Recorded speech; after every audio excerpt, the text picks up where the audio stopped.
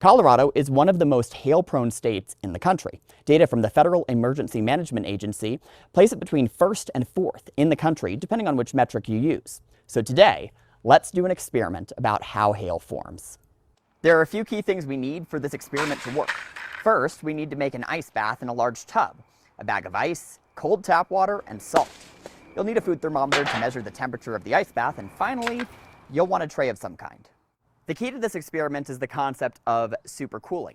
Water freezes at 32 degrees Fahrenheit, but that's not actually what happens in the sky.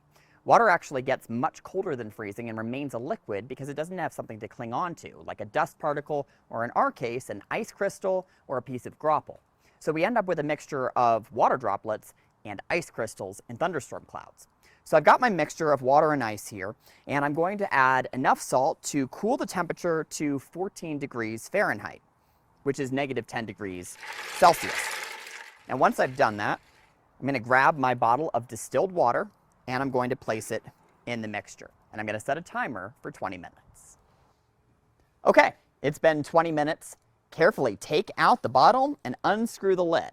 And pour your water onto your ice cube and watch it freeze to the surface.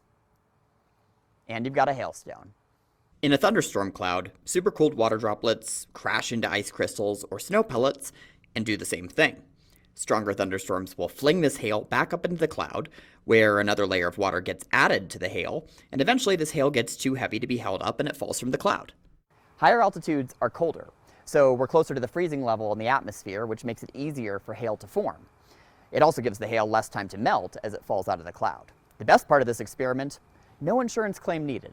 See you next time. Meteorologist Casey Dorn, News 5.